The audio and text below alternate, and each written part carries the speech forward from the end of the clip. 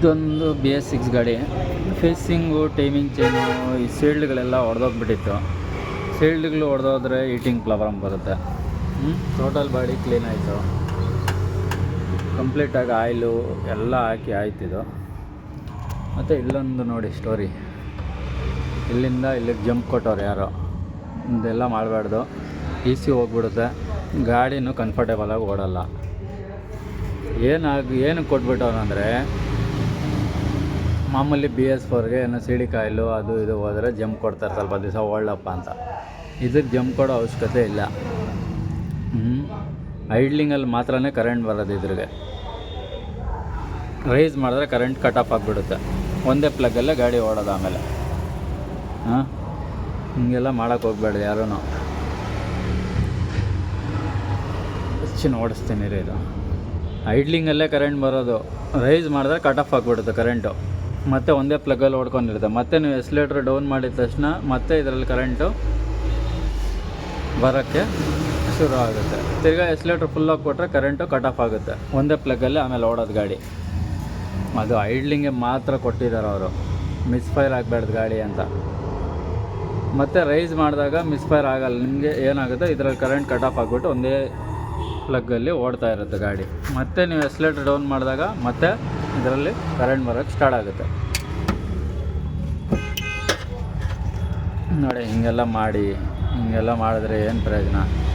ಗಾಡಿ ಹಾಳಾಗಿ ಹೋಗುತ್ತೆ, ಗಾಡಿನೂ ಕರೆಕ್ಟಾಗಿ ಓಡಲ್ಲ ನಿಮಗೆ.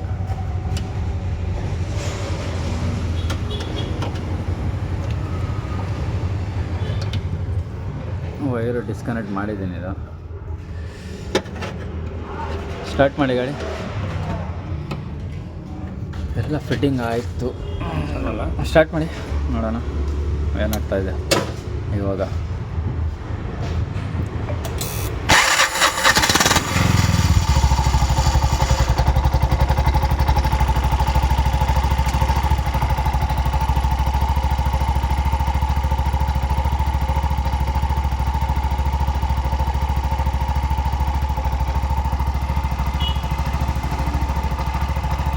ಆಫ್ ಮಾಡಿ ಗಾಡಿ.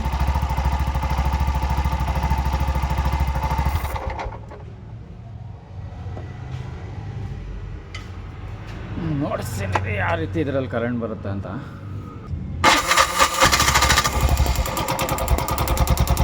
ನೋಡಿ, ಕರೆಂಟ್ ಬರ್ತಾ ಇದೆಯಾ? ಇಲ್ಲಿ ಕಾಣುತ್ತೆ.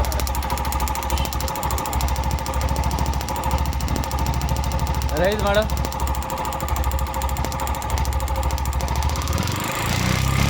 ಫುಲ್ ರೈಸ್ ಮಾಡು.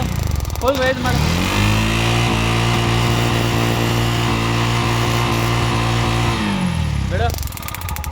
ನೋಡಿ, ಫುಲ್ ರೈಸ್ ಮಾಡಿದ್ರೆ ಕಟ್ ಆಫ್ ಆಗುತ್ತೆ. ಅದು ಯಾವಾಗ ಬೇಕಂದ್ರೆ ಆವಾಗ ಸುಮ್ಮನೆ ಹಂಗೆ ತಳ್ಳಿಕೊಡುತ್ತೆ, ಲೋಡ್ ಕೊಡುತ್ತೆ ಅಷ್ಟೇ ಹೊರತು. ಅದು ಫುಲ್ ರೈಸ್ ಮಾಡಿದಾಗ ಕರೆಂಟ್ ಕಟ್ ಆಫ್ ಆಗಿ ಅದು ಜಂಪ್ ಆಗಿಬಿಟ್ಟಿದ್ದಾರೆ. ಡೈರೆಕ್ಟು ಆ ಪ್ಲಗ್ಗೆ ಈ ಪ್ಲಗ್ಗಲ್ಲಿ ಡೈರೆಕ್ಟಾಗಿ ಬರ್ತಾನೆ ಇರುತ್ತೆ.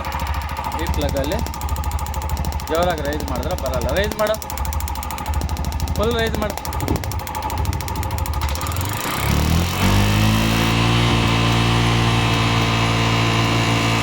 ಬೇಡ ನೋಡಿ, ಎಕ್ಸಲೇಟರ್ ನೀವು ಬಿಟ್ಟಿದ ತಕ್ಷಣ ಬರೋಕ್ಕೆ ಕರೆಂಟು ಸ್ಟಾರ್ಟ್ ಆಯಿತು. ಇದೇ ಇದ್ರ ಪ್ರೊಸೀಜರು. ಸುಮ್ಮನೆ ಏನಂದ್ರೆ ಅದು ಮಾಡೋಕ್ಕೆ ಹೋಗಬೇಡಿ, ಗಾಡಿಗಳು ಹಾಳಾಗಿ ಹೋಗುತ್ತೆ. ಆಫ್ ಮಾಡು.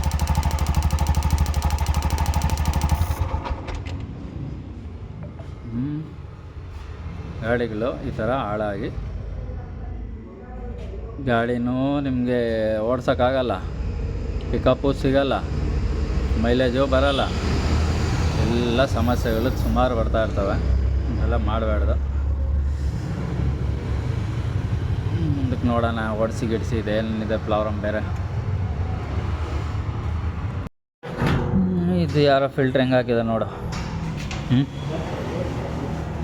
ಬರ್ದಿರ್ತಾರೋ ಅದ್ರ ಮೇಲೆ ಆಯಿಲ್ ಎಷ್ಟಿದೆ ನೋಡಿ. ಇಲ್ಲಿ ಬರ್ದಿದ್ದಲ್ಲ ಟಾಪ್ ಅಂತ, ಹಿಂಗೆ ಹಾಕಿದ್ರೆ ಆಯ್ತಲ್ಲ.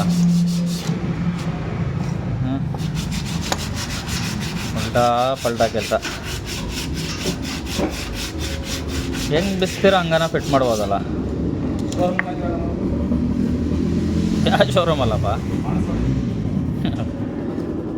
ಎಲ್ಲ ಹೊಸ ಹುಡುಗರು ಏನು ಮಾಡ್ತೀಯ.